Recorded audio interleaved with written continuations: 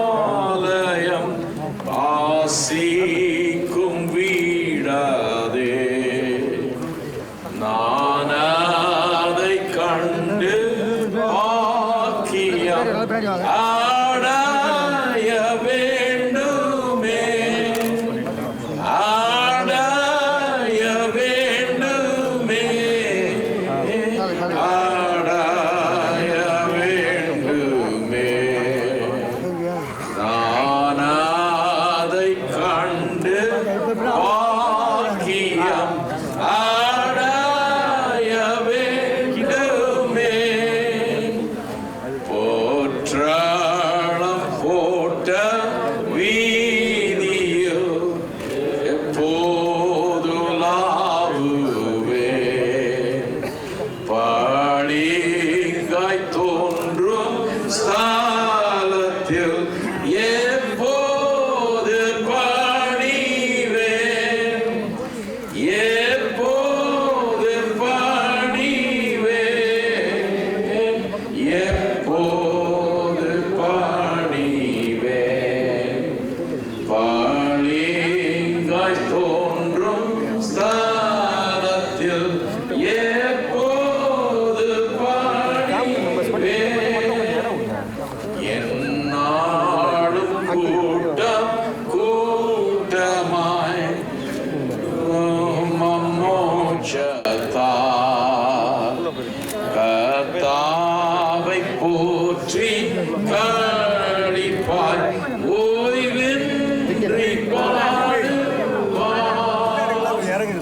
ஓய்வின்றி பாடுவார்.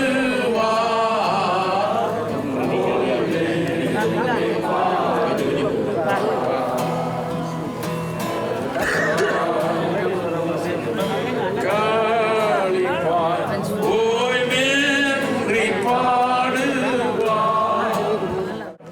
வாஞ்சித்து லோக துன்பத்தில் களிப்பேன் இயேசுவே. 1 Corinthians chapter 15 verse 51 onwards. 1 கொரிந்தியர் 15ஆம் அதிகாரம் 51ஆம் வசனத்திலிருந்து, Behold, I tell you a mystery. We shall not all sleep, but we shall all be changed in a moment, in the twinkling of an eye, at the last trumpet. For the trumpet will sound, and the dead will be raised incorruptible, and we shall be changed. இதோ ஒரு ரகசியத்தை உங்களுக்கு அறிவிக்கிறேன். நாம் எல்லாரும் நித்திரை அடைவதில்லை, ஆயிலும் கடைசிய காலம் தொனிக்கும் போது ஒரு நிமிஷத்திலே, ஒரு இமைப்பொழுதிலே நாம் எல்லாரும் மறுரூபமாக்கப்படுவோம். எக்காலம் தொனிக்கும், அப்போது மரித்தோர் அழிவில்லாதவர்களாய் எழுந்திருப்பார்கள், நாமும் மறுரூபமாக்கப்படுவோம். For this corruptible must put on incorruption, and this mortal must put on immortality. அழிவுள்ளதாகி இது அழியாமையும், சாவுக்கு ஏதுவாகி இது சாவாமையும் தரித்துக் கொள்ள வேண்டும். So when this corruptible has put on incorruption and this mortal has put on immortality, then shall be brought to pass the saying that is written, death is swallowed up in victory. அழிவுள்ளதாகி இது அழியாமையும், சாவுக்கு ஏதுவாகி இது சாவாமையும் தரித்துக் கொள்ளும் போது மரணம் ஜெயமாக விழுங்கப்பட்டது என்று எழுதியிருக்கிற வார்த்தை நிறைவேறும். Oh death, where is your sting? Oh Hades, where is your victory? மரணமே உன் கூரெங்கே, பாதாளமே உன் ஜெயம் எங்கே? The sting of death is sin, and the strength of sin is the law. மரணத்தின் கூர் பாவம், பாவத்தின் பலன் நியாயப்பிரமாணம். Thanks be to God who gives us victory through the Lord Jesus Christ. நம்முடைய கர்த்தராகிய இயேசு கிறிஸ்துவினாலே நமக்கு ஜெயம் கொடுக்கிற தேவனுக்கு ஸ்தோத்திரம். Therefore, my beloved brethren, be steadfast, immovable, always abounding in the work of the Lord, knowing that your labor is not in vain in the Lord. ஆகையால் எனக்கு பிரியமான சகோதரரே, கர்த்தருக்குள் நீங்கள் படுகிற பிரயாசம் விருதாவாய் இராது என்று அறிந்து நீங்கள் உறுதிப்பட்டவர்களாயும் அசையாதவர்களாயும் கர்த்தருடைய கிரியையிலே எப்பொழுதும் பெருகிறவர்களாயும் இருப்பீர்களாக. Revelation chapter 20 verse 11 onwards. வெளிப்படுத்தல் 20ஆம் அதிகாரம் 11ஆம் வசனம் முதல். Then I saw a great white throne and him who sat on it, from whose face the earth and the heaven fled away, and there was found no place for them. அப்பொழுது பின்பு நான் பெரிய வெள்ளை சிங்காசனத்தையும் அதன் மேல் வீற்றிருக்கிறவரையும் கண்டேன். அவருடைய சமூகத்திலிருந்து பூமியும் வானமும் அகன்று போயின, அவைகளுக்கு இடம் காணப்படவில்லை. I saw the dead, small and great, standing before God, and the books were opened, and another book was opened, which is the book of life, and the dead were judged according to their works by the things which were written in the books. மரித்தோராகிய சிறியோரையும் பெரியோரையும் தேவனுக்கு முன்பாக நிற்க கண்டேன். அப்பொழுது புஸ்தகங்கள் திறக்கப்பட்டன. ஜீவ புஸ்தகம் என்னும் வேறொரு புஸ்தகம் திறக்கப்பட்டது. அப்பொழுது அந்த புத்தகங்களில் எழுதப்பட்டவைகளின்படியே மரித்தோர் தங்கள் தங்கள் கிரியைகளுக்கு தக்கதாக நியாய தீர்ப்படைந்தார்கள். The sea gave up the dead who were in it, and death and Hades delivered up the dead who were in them, and they were judged each one according to his works. சமுத்திரம் தன்னிலுள்ள மரித்தோரை ஒப்புவித்தது. மரணமும் பாதாளமும் தங்களிலுள்ள மரித்தோரை ஒப்புவித்தன. யாவரும் தங்கள் தங்கள் கிரியைகளின்படியே நியாய தீர்ப்படைந்தார்கள். The death and Hades were cast into the lake of fire. This is the second death. அப்பொழுது மரணமும் பாதாளமும் அக்கினி கடலிலே தள்ளப்பட்டன. இது இரண்டாம் மரணம். And anyone not found written in the book of life was cast into the lake of fire. ஜீவ புஸ்தகத்திலே எழுதப்பட்டவனாக காணப்படாதவன் அவனோ அவன் அக்கினி கடலிலே தள்ளப்பட்டான். We want to remind ourselves about some essential truths here. சில அடிப்படை முக்கிய சத்தியங்களை உங்களுக்கு நான் இப்போது நினைப்பூட்ட விரும்புகிறேன். We are all believers and we know the truth, but let us remind ourselves. நம்ம எல்லாரும் விசுவாசிகள், சத்தியத்தை அறிந்தவர்கள். ஆனாலும் சத்தியத்தை நமக்கு நாம் நினைப்பூட்டிக் கொள்ள வேண்டும். Let us consider what we are doing here. இப்போ இங்க என்ன செய்து கொண்டிருக்கிறோம் என்பதை கொஞ்சம் கவனிப்போம். This is Archie's body. Archie is already in heaven. இங்க இருக்கிறது ஆச்சியுடைய சரீரம் மட்டுமே. அவர்கள் பரலோகத்தில் இருக்கிறார்கள். I say this again, Archie is not here. மறுபடியும் சொல்றேன், ஆச்சி இங்க இல்ல. My grandmother already is with the Lord. என்னுடைய பாட்டி ஏற்கனவே கர்த்தரோடு இருக்கிறார்கள். Therefore, that itself takes away the sting of their sadness. ஆக இதுவே அந்த வேதனையினுடைய கொடுக்கை முறித்து போட்டது போல. The Bible says to be absent here is to be present with the Lord. வேதம் சொல்கிறது சரீரத்தில் இல்லாத இருக்கும்போது கர்த்தரோடு கூட நாம் இருக்கிறோம். The Bible says we are a spirit and we live in a body. நாம் ஆவியா இருக்கிறோம், ஒரு சரீரத்தில் வாழ்ந்து கொண்டிருக்கிறோம் என்று வேதம் சொல்கிறது. So her spirit is already with Jesus. ஆகவே இவருடைய ஆவி ஏற்கனவே இயேசுவோடு கூட இருக்கிறது. Her spirit is already experiencing the joy and the gladness of the presence of God. அவருடைய ஆவி ஏற்கனவே தேவனுடைய பிரசன்னத்திற்கு அந்த மகிழ்ச்சி அந்த பேரானந்தம் அதை அனுபவித்துக் கொண்டிருக்கிறது. What we are burying here is her body. இப்போது நாம் இங்கே அடக்கம் செய்வது இவருடைய சரீரத்தை மட்டுமே. Not Archie. ஆச்சி அல்ல. Archie's body. ஆச்சியுடைய சரீரத்தை. But even her body, God loves her body. இவருடைய சரீரத்தை கூட கர்த்தர் நேசிக்கிறார். Even about our body, the Bible says the body is for the Lord and the Lord is for the body. இவருடைய சரீரத்தை குறித்து வேதம் சொல்லுகிறது, இவருடைய சரீரம் கர்த்தருக்குரியது, கர்த்தருடைய சரீரத்துக்குரியவர். God doesn't say, okay, let your spirit come to me, I'll just leave your body, to just decompose and just become one with the mud and just let's leave it at that. ஆவி மட்டும் என்கிட்ட வரட்டும், சரீரம் மண்ணோடு மண்ணா அப்படியே கெட்டு போகட்டும், பரவாயில்லை, அது எனக்கு தேவையில்லை, ஆவி மட்டும் வந்தா போதும் கர்த்தர் சொல்லல. Maybe we're thinking, we're going to keep our body there and then what's going to happen? It's going to decompose, it's going to become one with the mud. We're going to maybe such thoughts are running through our head. ஒருவேளை இப்ப நாம யோசிச்சுட்டு இருக்கலாம், சரீரத்தை மண்ணுக்குள்ள வைக்க போறோமே, மண்ணோடு மண்ணா போயிட்டு அப்புறம் ஒண்ணு இல்லாம நாசமா போயிடுமே, இப்படிப்பட்ட எண்ணங்கள் நமக்குள்ள ஓடிட்டு இருக்கலாம். No. Such the Christian hope is greater than that. இல்ல கிறிஸ்தவ நம்பிக்கை என்பது அதை விட மிகப்பெரியது. Not only is her spirit with Jesus, அவருடைய ஆவி இயேசுவோடு இருக்கிறது மட்டும். But one day Jesus will come back for this body. ஒரு நாள் இயேசுவானவர் இந்த சரீரத்திற்காக திரும்ப வருவார். One day Jesus will raise up her body. ஒரு நாளில் இயேசுவுடைய சரீரத்தை எழுப்புவார். One day Jesus will give life to her body. ஒரு நாள் இயேசுவுடைய சரீரத்துக்கு உயிர் கொடுப்பார். We may be thinking, how is that possible? It is going to become one with the soil. நீங்க நினைக்கலாம், இதெல்லாம் எப்படிங்க சாத்தியமாகும்? இதான் மண்ணோடு மண்ணா ஆக போகுதே அப்படின்னு. How is that possible? எப்படி சாத்தியம் அதெல்லாம்? Our God is our God of the impossible. நம்முடைய தேவன் முடியாத காரியங்களை முடித்து காட்டுகிறார். The same God who created man out of mud, literally. மண்ணிலிருந்து மனுஷனை உருவாக்கின அதே தேவன். From the dust he made man. மண்ணிலிருந்து மனுஷனை உண்டாக்கினார். Even if this body returns to the dust and becomes one with it, he has the power to raise it up and form again a new and glorious body. இந்த சரீரம் மண்ணோடு மண்ணாய் போனாலும் தேவனுடைய வல்லமை இந்த சரீரத்தை மறுபடியும் மண்ணிலிருந்து எழுப்பி மகிமையான சரீரமாய் அதை ஆக்கும். Such is the hope of Christianity. இதுதான் கிறிஸ்தவத்தின் நம்பிக்கை. You will never find such hope in anywhere else. இந்த நம்பிக்கையை வேற எங்குமே நீங்க காண முடியாது. Christianity and Jesus gives you hope in the most extreme circumstances. கிறிஸ்தவமும் இயேசுவும் இப்படிப்பட்ட சூழ்நிலையில கூட நமக்கு நம்பிக்கை கொடுக்கக்கூடியதா இருக்கிறது. When you think everything is finished and everything is gone. எல்லாமே முடிஞ்சது, எல்லாமே போயிடுச்சு நாம நினைக்கும் போது. See, death symbolizes that, right? To the world, at least. உலகத்தை பொறுத்தவரையில மரணம் அதற்கு தான் ஒரு நிரூபணம் போல இருக்கு. When the world looks at death, they see the end of all things. That's உலகம் it. மரணத்தை காணும்போது அவ்வளவுதான் எல்லாம் முடிஞ்சதுன்னு தான் நினைக்குது. That is the end, they think. அதுதான் முடிவுன்னு நினைக்கிறாங்க. That is the, that is it. That is the full stop. There's nothing after this. Death finishes it all. மரணம் ஒரு முற்றுப்புள்ளி. மரணத்தோடு எல்லாமே முடிஞ்சதுன்னு உலகம் நினைக்குது. No. The Bible says, Christianity says, no, that is not the end. வேதம் சொல்லுகிறது, கிறிஸ்தவம் சொல்லுது, இல்ல அது முடிவே கிடையாது. When it looks like it is surely the end, அதுதான் முடிவு என்பது போல நிச்சயமா தெரியுது. that is the beginning of a new future, a greater hope, a greater life. ஆனால் அதுதான் நம்முடைய புதிய எதிர்காலம், மேன்மையான ஒரு நம்பிக்கை, இதற்கெல்லாம் ஒரு ஆரம்பமா இருக்கிறது. Even in a movie, we don't like a bad ending. பாருங்க, ஒரு சினிமால கூட முடிவு ஒரு மாதிரி நமக்கு பிடிக்காததா இருந்ததுன்னா அது நமக்கு பிடிக்கிறது இல்ல. We like it to end, good. அது முடிவு ரொம்ப நல்லா இருக்குன்னு விரும்புறோம். I want to say to everyone here, this is not the ending of our body. இருக்கிற எல்லாருக்கும் ஒன்னு சொல்லிக்கிறேன், இது நம்முடைய சரீரத்தின் முடிவு. One day Jesus will come on the clouds, appear on the clouds. ஒரு நாள் இயேசுவானவர் மேகங்களிலே தோன்றுவார். At the shout of the archangel, at the trumpet sound. பிரதான தூதனுடைய எக்கால சத்தம் தொனிக்கும். The dead in Christ will rise first. கிறிஸ்துவுக்குள் மரித்தவர்கள் முதலாவது எழுந்திருப்பார்கள். And Archie will rise that day. அந்த நாளிலே ஆச்சியும் உயிரோடு எழுந்திருப்பார். Not only will she rise, அவர்கள் உயிரோடு எழுந்திருப்பார்கள். she will receive a glorious body, not the same body. இந்த சரீரம் அல்ல, மகிமையான ஒரு சரீரத்தை பெறுவார்கள். We will be able to recognize her. நாம் அவளை அடையாளம் கண்டுபிடிக்க முடியும். But at the same time, it will be a perfect body. ஆனா அதே நேரத்தில் அது பூரணமான ஒரு சரீரமா இருக்கும். A body which none of us has ever seen. அந்த மாதிரி சரீரத்தை நம்ம யாரும் இதுவரைக்கும் பார்த்ததே கிடையாது. We cannot even imagine. நம்மால கற்பனை கூட பண்ண முடியாது. A body without any weaknesses. எந்த பலவீனமும் இல்லாத சரீரம். No sickness. வியாதியே இல்லாத சரீரம். Perfection.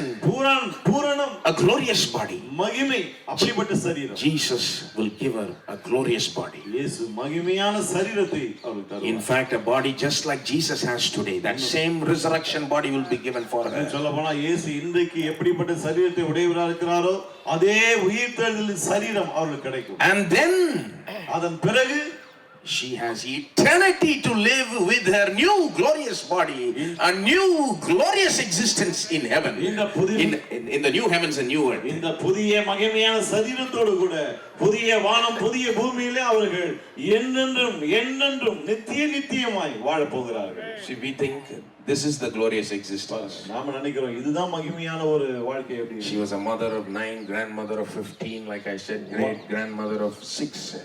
9 பிள்ளைகளுக்கு தாய், 15 பேர பிள்ளைகளுக்கு பாட்டி, பிறகு 6 கொள்ளு பேர பிள்ளைகளுக்கு அவங்க கொள்ளு பாட்டியா இருந்தாங்க. அதுதான் மகிமைன்னு நினைக்கிறோம். We think there's no greater blessing than this. She had such a blessed life. இதை விட பெரிய பாக்கியம் என்ன வேணுங்க? இதுதான் பாக்கியமான வாழ்க்கைன்னு நினைக்கிறோம். Yes, she had a blessed life. ஆமா, பாக்கியமான வாழ்க்கையை வாழ்ந்தாங்க. All her needs were met. தேவைகள் எல்லாம் சந்திக்கப்பட்டது. God's grace abounded throughout her life. தேவனுடைய வாழ்க்கை கிருபையுடைய வாழ்க்கையில மிகவும் பெருகிற்று. But I want to say that her life to come in the new heavens and new earth is going to be infinite times greater and more blessed. ஆனா சொல்றேன் பாருங்க, வரப்போகிற உலகத்திலே இவர்கள் வாழப் போகிற வாழ்க்கை இன்னைக்கு இருக்கிறத காட்டிலும் அளவிடப்பட முடியாத அளவுக்கு மகிமை உள்ளதா, பேரானந்தம் உள்ளதா இருக்கு. We cannot comprehend it. இதெல்லாம் நம்மால கிரகிச்சு கொள்ள முடியாது. We think this is the greatest life. நாம நினைக்கிறோம் இதுதான் மிகப்பெரிய ஒரு வாழ்க்கை. The family in this life.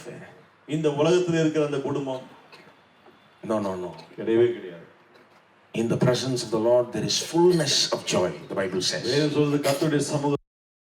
But one day she will be with the Lord in bodily form and experience more joy than she has ever experienced from anything on this in this earthly life. ஆனால் ஒரு நாளிலே கர்த்தரோடு கூட சரீர பிரகாரமாக இருப்பார்கள். அப்போது இந்த பூமியிலே இதுவரைக்கும் அனுபவித்திராத ஒரு பேரானந்தத்தை அன்றைக்கு அனுபவிக்க போகிறார்கள். Every desire of hers will be satisfied. அவருடைய ஒவ்வொரு ஆசையும் திருப்தி செய்யப்படும். Every longing will be fulfilled. ஒவ்வொரு ஏக்கமும் தீர்த்து வைக்கப்படும். It is with such a great hope that we bury Archie. ஒரு மாபெரும் நம்பிக்கையோடு தான் ஆட்சியுடைய சரீரத்தை நாம் அடக்கம் Let us remember that and take comfort in that. இதை மனதில் வைத்துக் கொள்வோம், இதிலிருந்து ஆறுதலை பெறுவோம். And let us also ask ourselves, do we have this hope about our lives? இந்த கேள்வியை நாம கேட்கணும் பாருங்க, இப்படிப்பட்ட ஒரு நம்பிக்கை என்னை குறித்து, என் வாழ்க்கை குறித்து எனக்கு இருக்கா?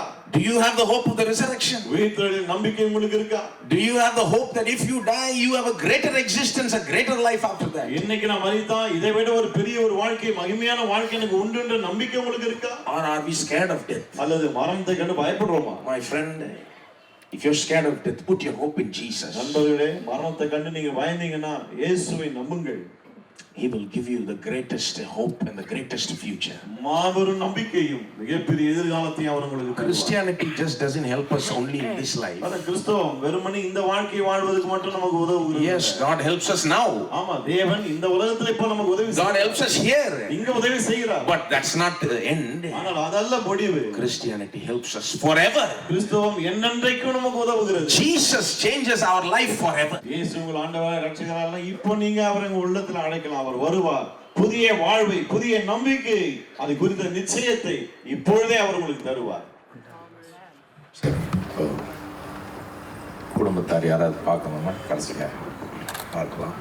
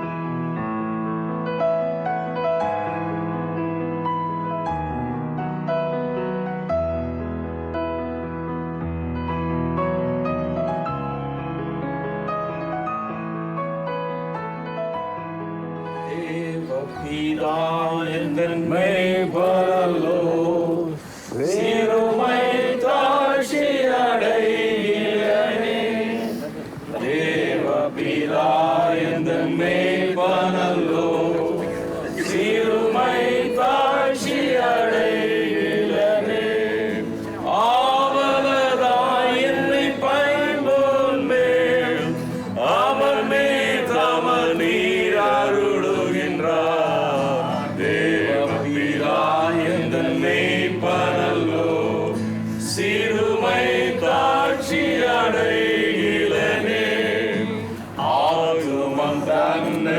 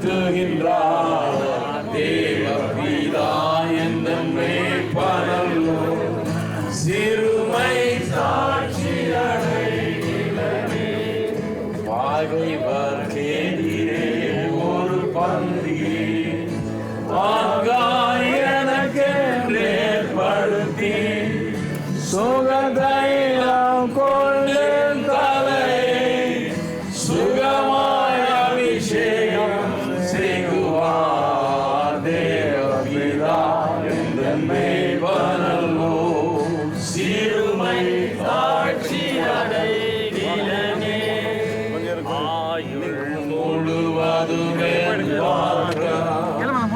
அருளும் நலமுமாய் நிரம்பும் தேயன் வேட்டின சிறப்போடு நேடரால் கொடியாய்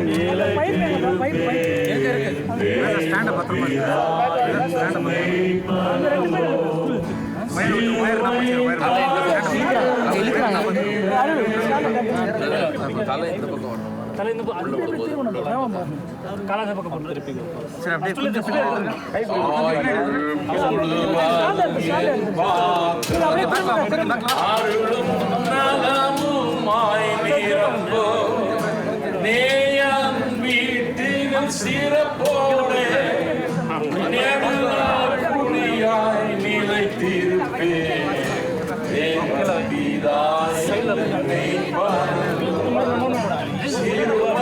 தாட்சி கொள்ள திறங்கிடோ தீங்கு கண்டே வானவரன் என்னோடு வாழை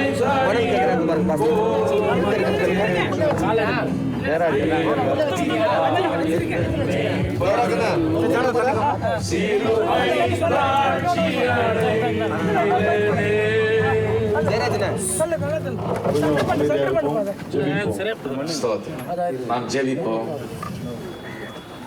எங்கள் அன்பின் பிதாவே, கர்த்தராகிய இயேசுவின் நாமத்தில் மண்டியில் வருகிறோம். நானே உயிர்த்தெழுதலும் ஜீவனமாயிருக்கிறேன், என்னை விசுவாசிக்கிறவன் மரித்தாலும் பிழைப்பான் என்று சொன்ன எங்கள் ஆண்டவராகிய இயேசுவை நாங்கள் எண்ணி பார்க்கிறோம். அவர் மீது எங்களுக்கு நம்பிக்கை, எங்களுடைய நம்பிக்கை நாங்கள் வைத்திருக்கிறோம். ஆகவே இது முடிவல்ல, முடிவு கிறிஸ்துவோடு கூட என்றென்றைக்கு வாழ்கிற நித்திய வாழ்வு என்பதை அறிந்தவர்களாய் இந்த இடத்திலே இந்த சரீரத்தை நாங்கள் நல்லடக்கம் செய்கிறோம். கர்த்தாவே, இயேசு ஒரு நாள் திரும்ப வருவார், எக்கால சத்தம் வானில் துணிக்கும். கிறிஸ்துவுக்குள் மரித்தவர்கள் முதலாவது எழுந்திருப்பார்கள் என்று எழுதியிருக்கிறது. அந்த நாளை எதிர்நோக்கி காத்து கொண்டிருக்கிறோம். எங்கள் கண்கள் உம்மை நோக்கி இருக்கிறது ஆண்டவரே, சீக்கிரம் வாரும் என்று நாங்கள் எதிர்பார்க்கிறோம். நீ வரும்போது இந்த கல்லறைகள் திறக்கப்படும், கிறிஸ்துவுக்குள் மரித்தவர்கள் மறுபடியும் எழுந்திருப்பார்கள் என்பதை நாங்கள் எதிர்பார்ப்போம். அந்த முதலாம் உயிர்த்தெழுதலில் இவர்களும் இருப்பார்கள் என்பதை நாங்கள் எதிர்பார்க்கிறோம். அவருடைய சரீரத்தை திரும்ப பெறுவார்கள், உம்மோடு கூட நித்தியமாய் வாழ்வார்கள். நாங்கள் ஒன்றாய் வாழ்வோம், உம்மோடு கூட நாங்கள் இருப்போம் என்பதை நாங்கள் நம்பி இருக்கிறோம். அந்த நம்பிக்கையோடு இந்த சரீரத்தை இந்த இடத்துல நல்லடக்கம் செய்கிறோம். இந்த குடும்பத்தாருக்கு உங்களுடைய தெய்வீக ஆறுதல் உண்டாக இருக்கட்டும். தேற்றரவாளனாகிய பரிசுத்த ஆவியானவர் ஆற்றி தேட்டுதாவே.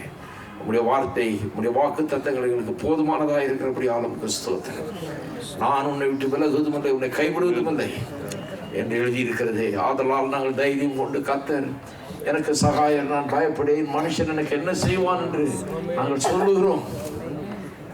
ஸ்தோத்திரம் கர்த்தாவே, உண்மையே நம்பி இருக்கிற எங்களுக்கு நீர் நித்திய கண்மலையாய் இருக்கிறபடி ஆளும் ஸ்தோத்திரம்.